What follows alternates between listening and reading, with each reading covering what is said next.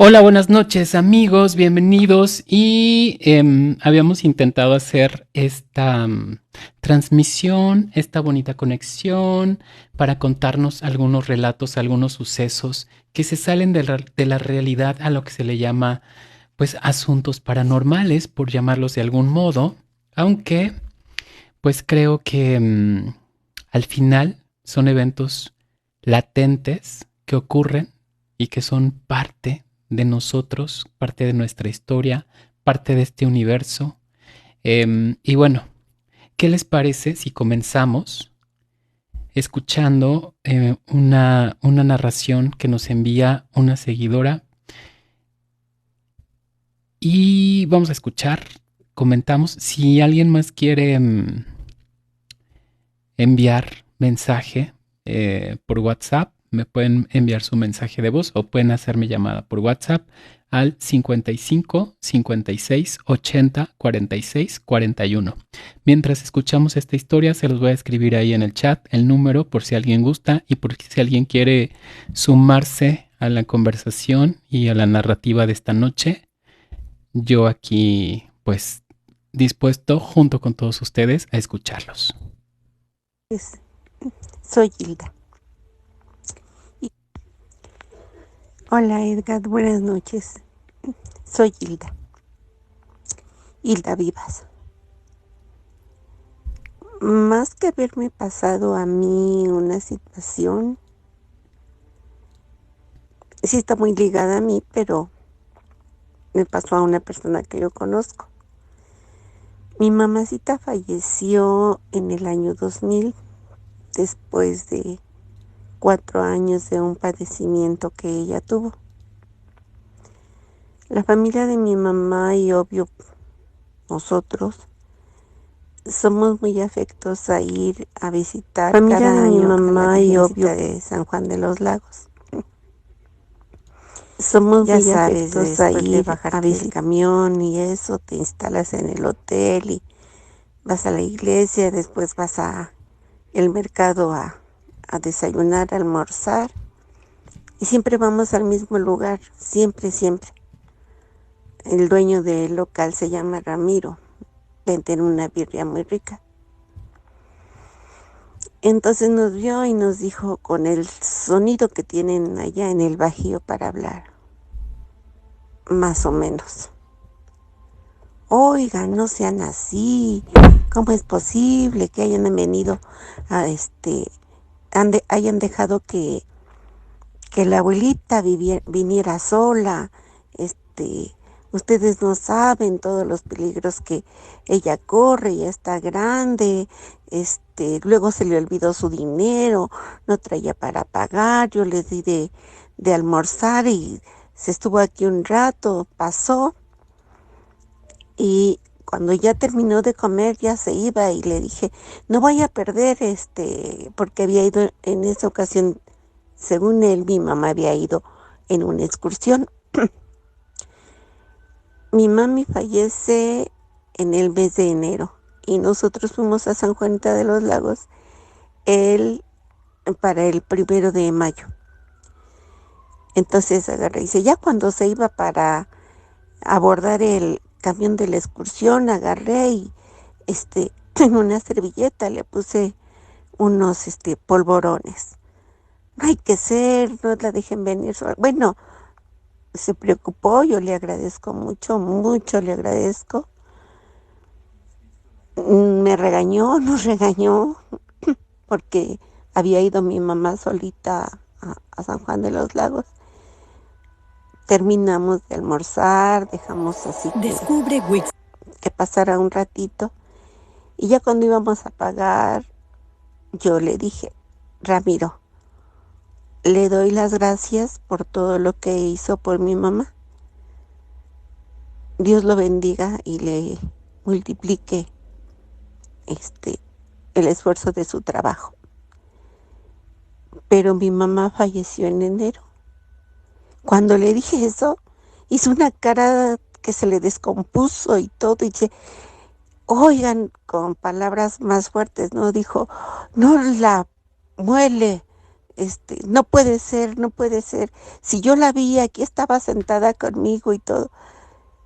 Eso me impactó muchísimo y esa es una anécdota pues muy especial y particular para mí. No, yo sé que a lo mejor no tiene mucho que ver con el tema que vas a tratar, pero sí te lo quería compartir. Muchas gracias por oírme. Buen descanso. Gracias, Hilda. Buenas noches. Muchas gracias. Te agradezco primeramente tu participación. Te agradezco que compartas con nosotros esta vivencia.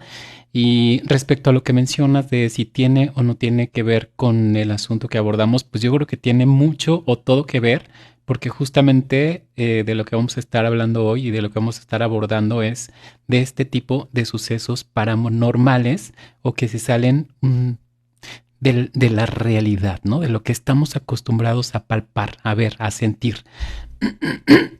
Mira, este tipo de historias, primeramente me parece una historia muy bonita, porque al final, para ustedes como familiares, como los cercanos de tu mami en este caso, yo creo que a través de esta presentación o esta presencia que hace con este señor tu mami, también a ustedes de algún modo les envía un mensaje de que, de que hay algo más, de que seguimos, de que somos energía, de que no todo se termina cuando trascendemos, cuando cambiamos de... Yo pienso que es solamente como cambiar de forma. Finalmente sí estoy segurísimo que somos energía. Entonces, a través de esto que te platica este señor y que se le presenta a tu mamá y que platica con él y todo esto, pues es una forma también, yo pienso, de tu mamá para ustedes decirles, aquí estoy bien y sigo presente. Y yo definitivamente pienso que,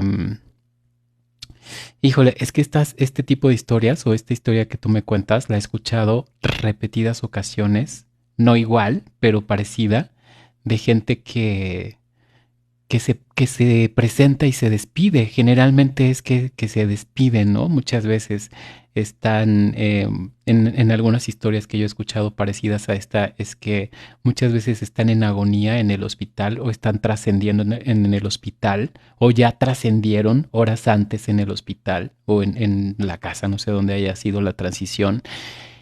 Y al mismo tiempo se presentan en otro lugar, en otro momento, con otra persona para darles un mensaje de estoy bien o simplemente de despedirse, ¿no? Una forma de decir hasta pronto, yo pienso, porque finalmente en algún momento nos volvemos a encontrar. Entonces, pues qué bonito, qué bonito. Yo en algún momento les he compartido una vivencia en un en vivo que igual más adelante a lo largo de esta transmisión igual se las vuelvo a compartir, que es algo no igual, pero digamos que tiene su semejanza. Pero bueno, al título de esta transmisión yo le puse de cuando se te sube el muerto y quise abordarlo a raíz de ahí porque si bien es que hay una serie de sucesos y eventos paranormales amplia, hay una gama extensa. Yo creo que dentro de todos estos eventos o de todas estas situaciones, una de las más recurrentes, una de las más repetidas y que más personas podemos tener esta oportunidad de platicarla a través de la vivencia, a través de la experiencia, es justo esta, el tema de cuando se te sube el muerto, que muchas veces le llaman la parálisis de sueño. Entonces, ¿qué les parece si escuchamos una historia? Les voy a poner el fragmento justo de una narración. Es de un arqueólogo que, bueno, de hecho vamos a estar escuchando varias narraciones, todas son de justo de arqueólogos que van contando sus historias, sus vivencias a través de su trabajo en estos lugares que están en medio tal vez de una selva, de un bosque, de un lugar alejado, solitario, y en este ámbito de estar trabajando, descubriendo ruinas y descubriendo historias antiguas, se van desarrollando estos sucesos. Entonces, escuchemos este fragmento y regresamos para comentarlo. Que para el tema de esta ocasión contamos con la presencia de Cristian F. Vitri Di Bello, Francisco Mendiola Galván y Luis Alberto Martos López, quienes nos hablan de El miedo sigue en las ruinas, más en torno a los relatos extraños y tenebrosos en arqueología. Paco, ¿cómo se te subió el muerto muerta? Pues pues me da risa, pero también recordar. No, pues ahorita sí te da risa, pero ese momento me da escalofrío, ¿no? Pues dormimos en una cueva pequeña, porque era el recorrido por la sierra, y había pequeñas pinturas en rojo, no gran cosa, y una plática muy sabrosa con el guía, con el señor don Socorro Ramos y otro colega que no voy a mencionar porque hizo cada cosa. Pero bueno, ahí la plática fue muy agradable con café y nos contamos historias, muy lindo. Y dormimos pues a pierna suelta, pero en cierto momento de ese sueño empecé a ver y a sentir la presencia de una hermosa mujer morena. Y se acercaba a mí y yo la besaba y tocaba sus partes pudendas. La sensualidad está presente, pues por supuesto no todo es miedo, ¿no? Y angustia o ansiedad.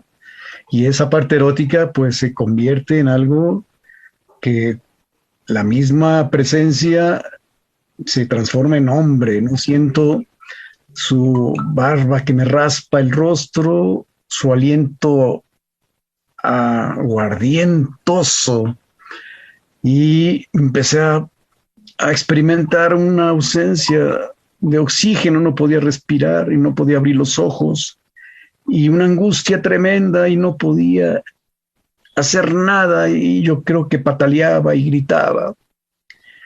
Hasta que el señor don Socorro Ramos me dice, arqueólogo, ¿qué le pasa? ¿Qué le pasa? Despierte.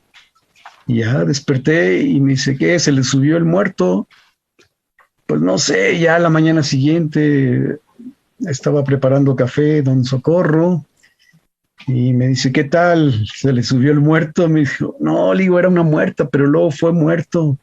Y ahí le dejamos porque yo todo confundido por esa experiencia tan fuerte, fue muy dura, la verdad. Pero me la guardé porque ni siquiera contarle bien al señor don Socorro ni al colega porque se iban a burlar, ¿no? Pero ahí la cargué hasta que salió a la luz en este libro maravilloso. Gracias. Gracias, Paco. De ese tipo.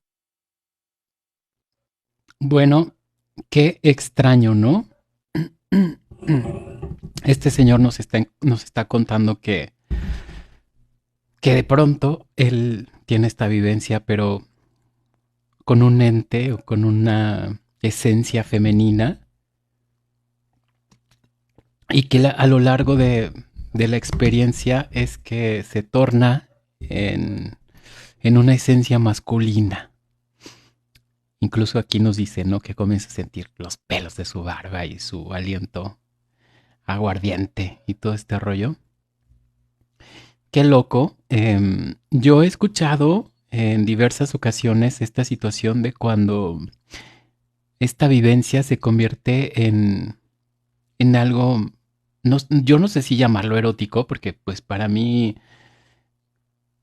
sentir que se te sube el muerto y al mismo tiempo relacionarlo con erotismo, no estoy seguro si es que pudiera así vivirlo o así sentirlo.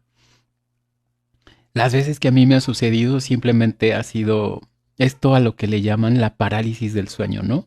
Que sientes que no te puedes mover, que te cuesta mucho respirar, que no eres como dueño de tu sentir, ¿no? De tu cuerpo, por así llamarlo. Pero nunca me ha pasado sentir una cosa erótica en esta vivencia extraña.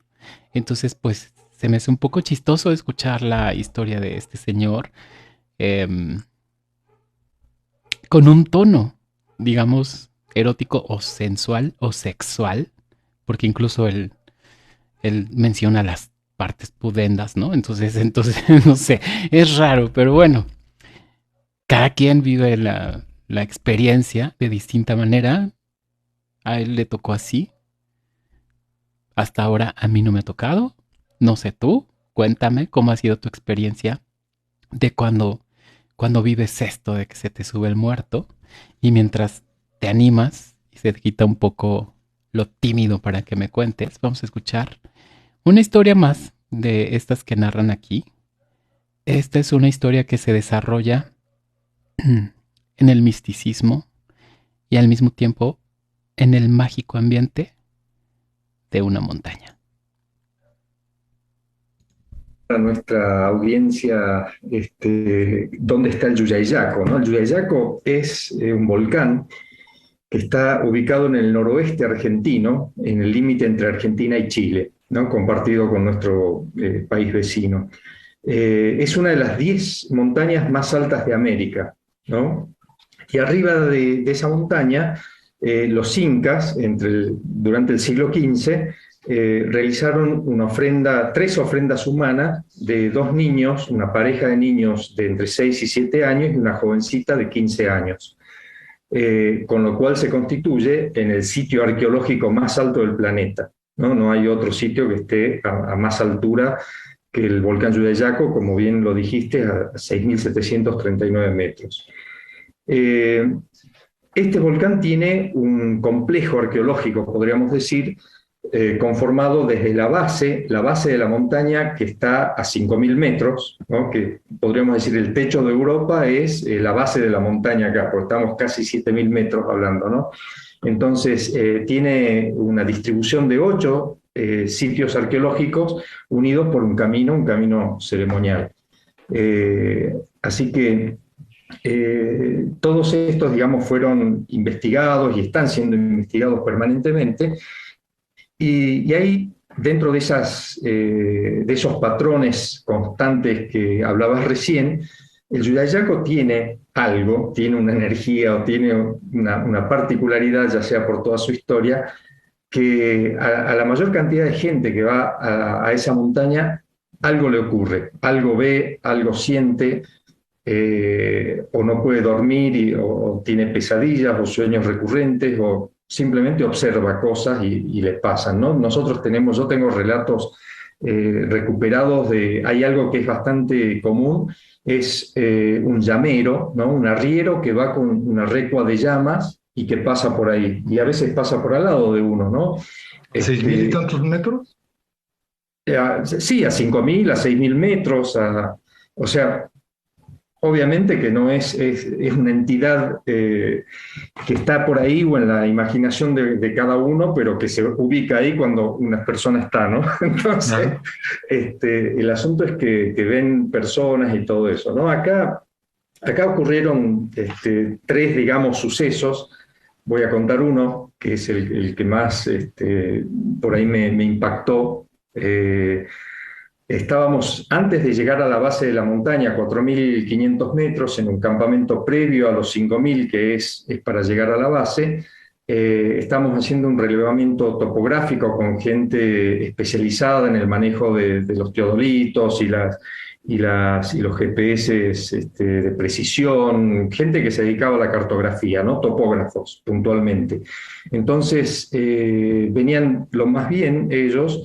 Y resulta que esa noche no pudieron dormir, pero al día siguiente, bueno, se despertaron, nos despertamos todos, nos fuimos hasta la base de la montaña, que todavía podíamos llegar en vehículos.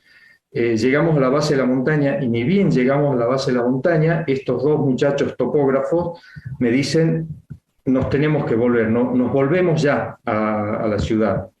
Entonces yo le digo, pero ¿por qué se van a volver si ni siquiera empezamos? O sea, estamos en la base de la montaña, faltaba todavía todo el trabajo. El asunto es que me dicen, no me siento bien, empezaban a dar un montón de explicaciones, ¿no? Yo tengo experiencia en montaña y enseguida uno se da cuenta cuando una persona está con el mal de altura, que le llamamos, o el apunamiento, y no era el caso, ¿no? Realmente no estaban mal de altura, pero bueno, sin embargo, decidí respetar la decisión de ellos, ¿no? Porque a veces estar en una montaña, estar en esas soledades e inmensidades genera también temor. Bueno, el asunto es que ahí me entero yo, después que ellos se van, por otro que había conversado, dice que a la noche uno de ellos se levanta, se sube a la camioneta para escuchar música, bueno, para pasar más tiempo del que no podía dormir encerrado en una carpa, en una tienda. Entonces se sube a la camioneta y en un momento le aparece una mujer bajita, del lugar, con fisonomía de una paisana del lugar, una andina, una mujer andina, anciana, y con una voz muy tierna y muy dulce, muy suave, le dice: hijito, vos y tu compañero van a tener que bajar, o bájense, porque si no bajan, no van a volver, ¿no? O sea, no van a volver con vida a la ciudad, literalmente. Entonces, el muchacho y pestañó, cambió la vista, volvió a ver a la ventana del vehículo y ya no estaba esa mujer.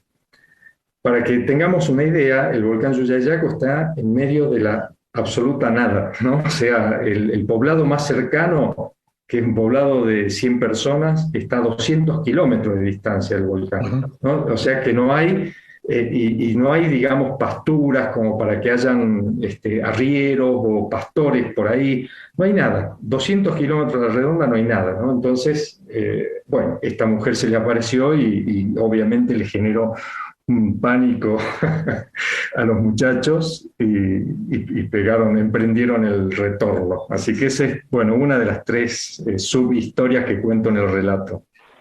Pero ya habían hecho una corpachada. Ah, la corpachada. Hay una costumbre que nosotros tenemos, los que trajinamos y andamos por las montañas, que es la de, más allá que uno crea o no crea, ¿no? Pero lo hacemos por costumbre y por respeto, ¿no? Que es el hecho de que cada vez que uno va, ya sea a subir una montaña o a trabajar o a relevar un sitio arqueológico o potencialmente arqueológico, pide permiso, ¿no? Pide permiso a la tierra. Entonces hacemos un pozo mirando hacia el este, hacia el sol naciente, y ahí hacemos una ofrenda en el cual nos arrodillamos en la tierra y uno a uno va depositando hojas de coca, alcohol, algunos prenden un cigarrillo y lo dejan al costado para que la tierra fume, para que la tierra coquee, para que la tierra coma, para que la tierra beba. Entonces, de esa manera uno pide permiso, pide disculpas y pide protección también, ¿no? Es una costumbre y todo eso es lo que se llama corpachar, ¿no? Y a veces se le llama chayar, ¿no? Lo que pasa es que cuando uno dice chayar es solamente con elementos líquidos y corpachar es con líquidos y sólidos, ¿no? Cuando uno le da de comer también a la tierra. Entonces, de esa manera uno entra, digamos, con cierta empatía, digamos, no solo con los paisanos que a veces nos acompañan, sino por esta costumbre, ¿no? Hay una canción hermosa que se llama Doña Obenza, ¿no? Y hay un párrafo que dice, es una pastora, y ella dice: me persigno por si acaso, no vaya que Dios exista y me lleve para el infierno con todas mis ovejitas. Dice, yo no sé si es que habrá otro mundo donde las almas suspiran. Yo vivo sobre la tierra trajinando todo el día, ¿no? Entonces, bueno, uno también se persigna por si acaso, ¿no? Entonces, nosotros corpachamos y bendecimos y pedimos permiso por una cuestión, digo, fundamentalmente de respeto, ¿no? Por lo mismo que dije al principio, nuestra humanidad lleva más del 90% del tiempo habiendo vivido de esta manera, entonces por respeto quizás a nuestros ancestros y a nuestros contemporáneos que todavía viven de esa manera, uno lo tiene que hacer. Y yo lo hago particularmente con mucho cariño y con convicción, ¿no? de lo que hago. Cuando Indudablemente, esto que menciona este señor me hace mucho sentido. aunque es más costumbre de los lugareños, de la gente habitante de la zona, yo pienso que aquí aplica mucho ese dicho que dice, al país que fueres, haz lo que vieres. Entonces, si esta gente de algún modo en sus costumbres está para introducirse al bosque, a la selva, a la montaña, a este tipo de lugares sagrados, porque al final eso es lo que son, siempre que entramos a un lugar donde la naturaleza es tan abundante, creo que eso lo convierte también en un lugar muy sagrado. Si en sus costumbres está ofrendar o de algún modo pedir permiso, yo creo que no quita nada, como decía este señor, ¿no? Me persigno por si acaso. No quita nada hacer la tradición, ¿no? Seguir la tradición que ellos también hacen. En algún momento a mí me ha tocado, por ejemplo, aquí en México se acostumbra a hacer peregrinación de la Ciudad de México en Semana Santa a Chalma, al pueblo de Chalma, a la iglesia del Señor de Chalma. Y en este recorrido que haces en la montaña, porque finalmente es atravesar las montañas, vas haciendo ofrendas, ¿no? En cada punta de un cerro hay como un ritual o como una señal, una ofrenda que hay que hacer. Y esta vez yo solamente he ido una vez, pero sí esa vez que fui, pues recuerdo haberlas hecho, ¿no? Que subir una piedra y subirla desde tal punto y dejarla en tal punto, por ejemplo. En fin, hay mucho tipo de ofrendas que se hacen como en simbolismo de pedir permiso o en agradecimiento o en retribución de que me dejes andar tu camino, que me dejes explorar este lugar, ser parte de en este momento.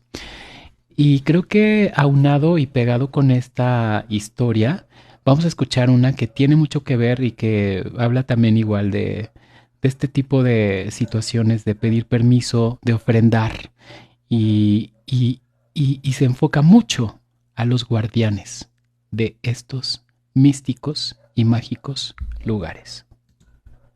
Frente a mí. Tocayo, ¿qué hiciste? Pues primero me dio mucho miedo, tocayo. Lo primero que pensé es ya habíamos avistado huellas de jaguar. Estoy hablando de un sitio hormiguero en Campeche, el estado de la parte occidental de la península de Yucatán, en el sur, muy cerca allá de la frontera con Guatemala. Ahora quien va a Hormiguero, pues entras muy fácil, ¿no? Hay una carretera pavimentada que en 40 minutos a lo más te permite llegar al sitio, ¿no? En ese entonces eran 3 brechas, un camino blanco que llaman los mayas, ancho, ¿sí? De terracería, uno muy estrecho por el que ya solo cabía un vehículo y ibas prácticamente a través de la selva, y el último era una brechita que hubo incluso que repicar, como dicen los mayas, hubo que quitar ramas y porque vamos, además si llovía no entrabas o no salías, depende de dónde estabas, ¿no? Entonces es un lugar que estaba por ahí en medio de la selva en aquel entonces. El ejido más cercano estaba como 8 kilómetros de ahí, estaba lejos. Entonces nos andaba rondando un jaguar, lo oímos las primeras noches que nos quedamos ahí. Y ya nos habían contado, entonces yo lo primero que pensé que era, pues, a lo mejor el jaguar, ¿no? Pero era muy, las pisadas se oían, eran muy insistentes, o sea, pasaban y pasaban, no le daban la vuelta a la palapa. Era un galerón abierto, porque fue el primer campamento, era la primera noche que ya nos quedábamos ahí de lleno.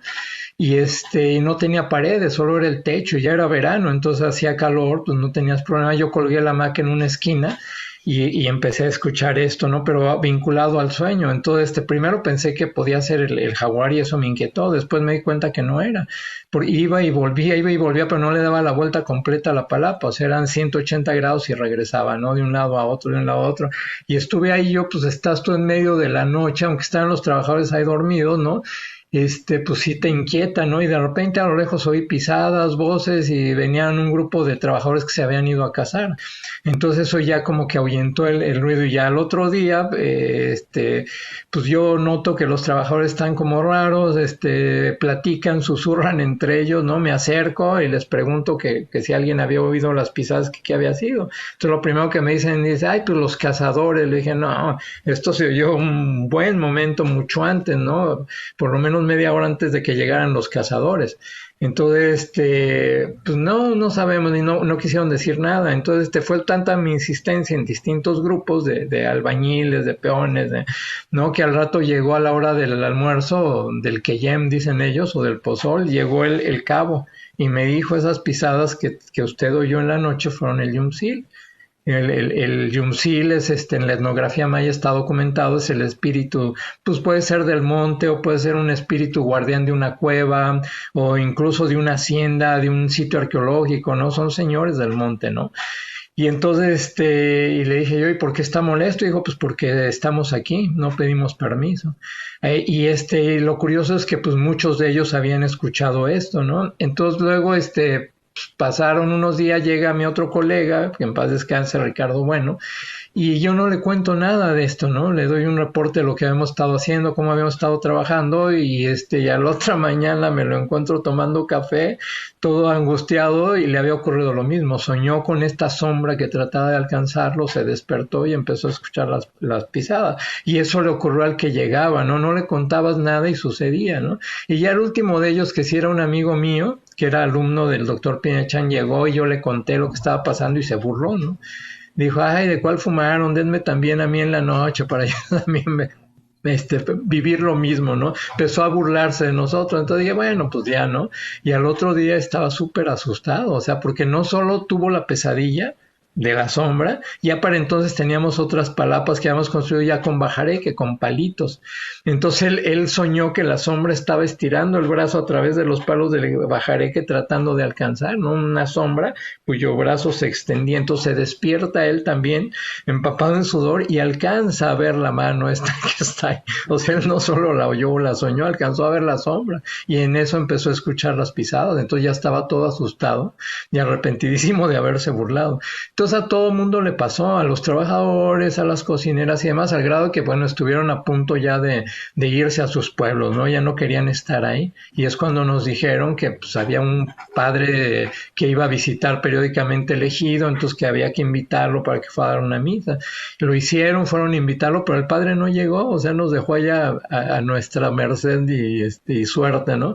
Y afortunadamente las cocineras organizaron un rosario, habían limpiado todo el campamento, y entonces venía Día de Muertos, hicieron el mukbi pollo, que es un tamal enorme, ¿no? Como el tamaño de un pastel, lo presentaron, se puso un altar de ofrendas y demás, y luego fuimos por todo el campamento, que además el campamento estaba justo en medio de un conjunto arqueológico, ¿no, Tocayo? Eso creo que no lo cuento, porque usamos un lugar que ya otro arqueólogo que se llama Ramón Carrasco y Agustín Peña ya habían entrado alguna vez, sobre todo Agustín Peña, y habían puesto una pila de agua ahí, por eso ahí pusimos el campamento.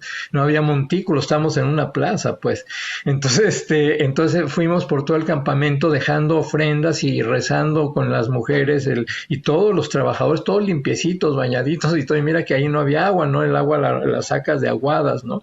Entonces, todos muy limpios, todos fuimos y se iba haciendo el rosario y fueron dejando ofrendas en los distintos sectores y rematamos en el edificio que estábamos trabajando. Ya que los trabajadores acabaron los rezos, nosotros hicimos precisamente esto mismo que dice Cristian, ¿no? Hay un afloramiento rocoso en medio de la plaza y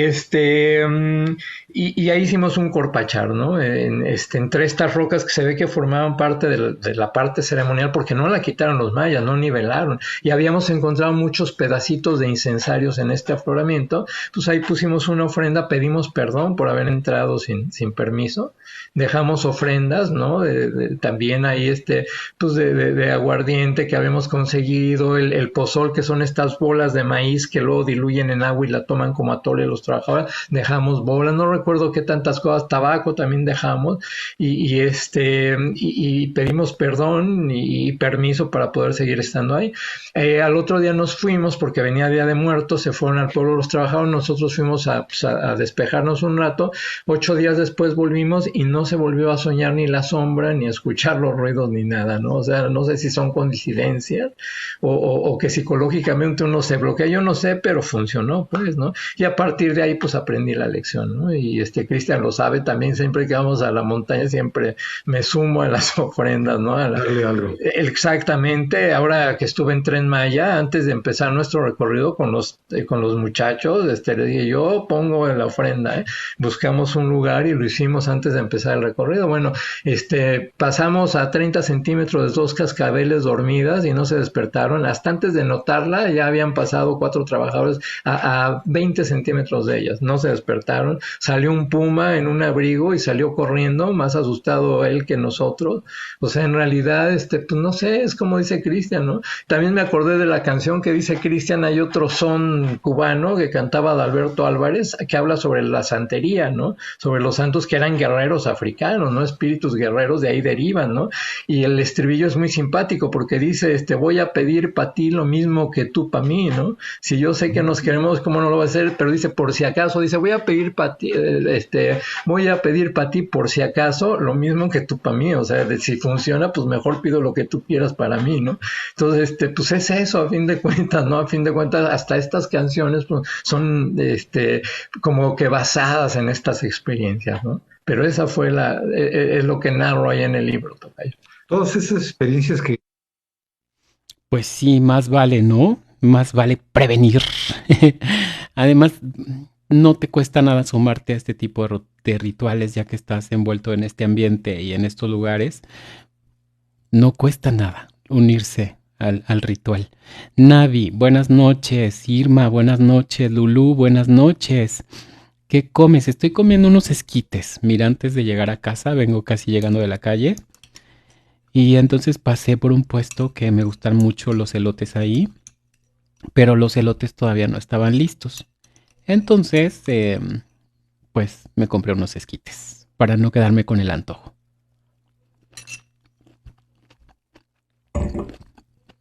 Y me los prepararon con mayonesa, queso, chile, limón, chilito. Bien ricos.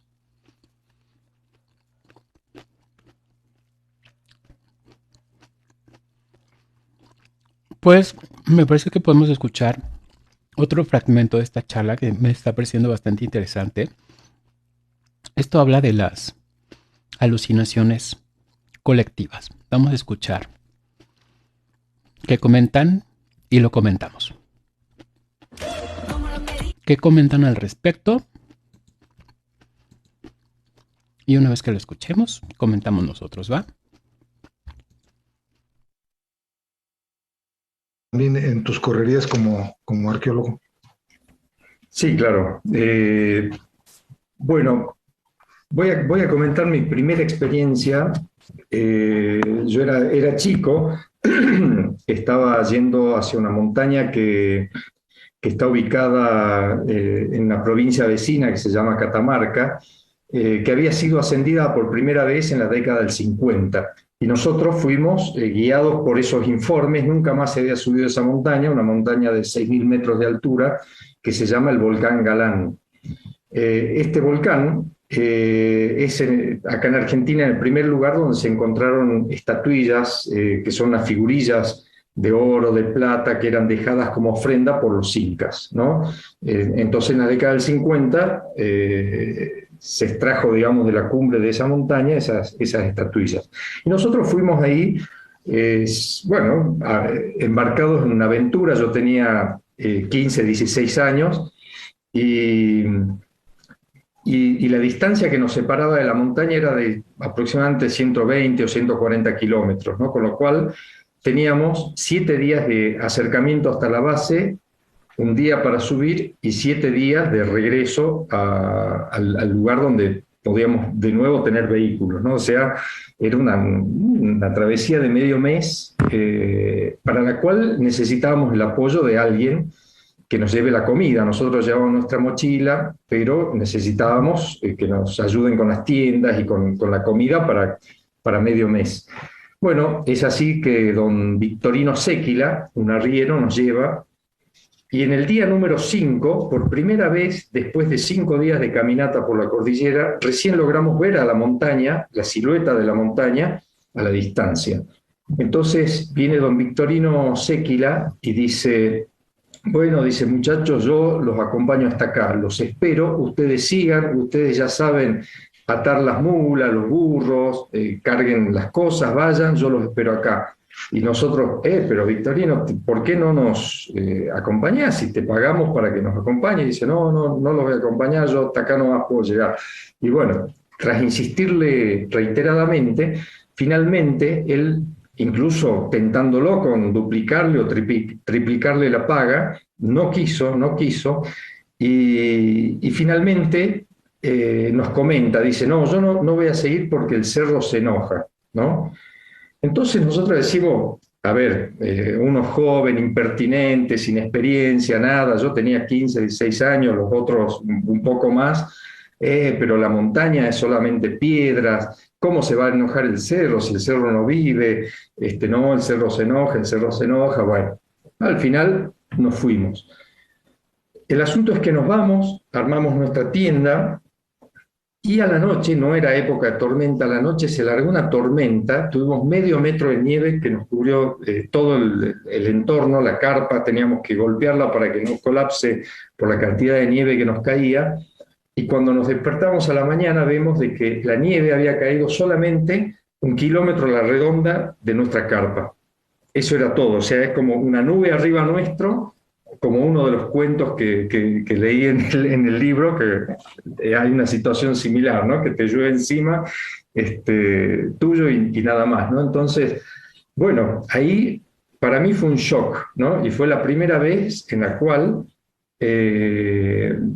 nada, me topé a estas cuestiones que si bien yo las había sentido, porque son historias que se cuentan y se saben, pero la primera vez que yo lo experimenté en carne propia, era ya un chico absolutamente racional y con una mentalidad científica, y siempre traté de buscarle algún tipo de explicación casual, ¿no? Bueno, que la meteorología, que el hombre conocía algunos elementos bioclimáticos y por eso ya sabía que por el viento de tales características iba a nevarnos ahí, pero bueno, la casualidad es que nos nevó justo encima.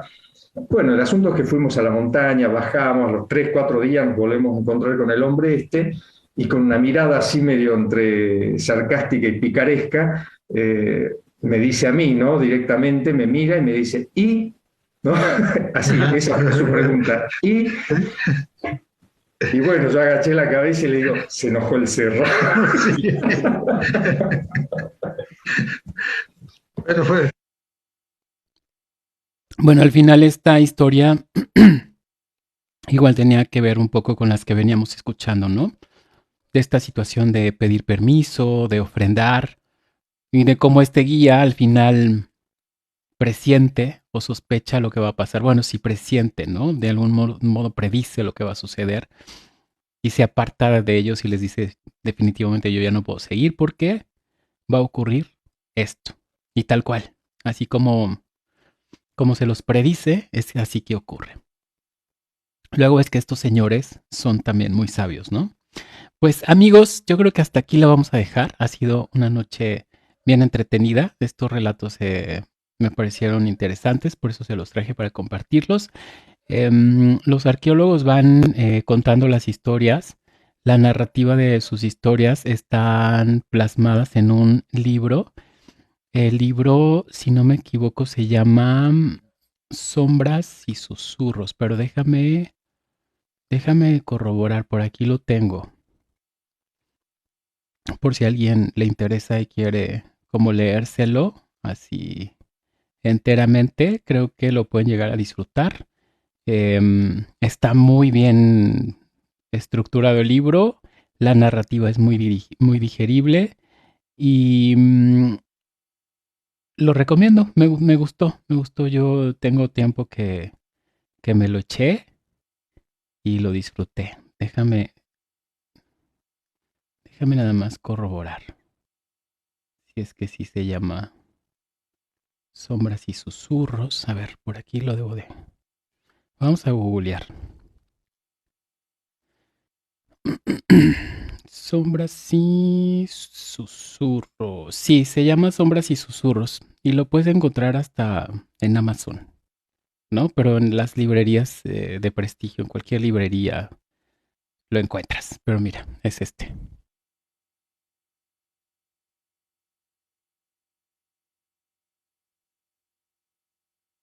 Creo que sí se alcanza a ver, ¿no? Sí, sí, sí. Bueno, te lo voy a hacer más grande.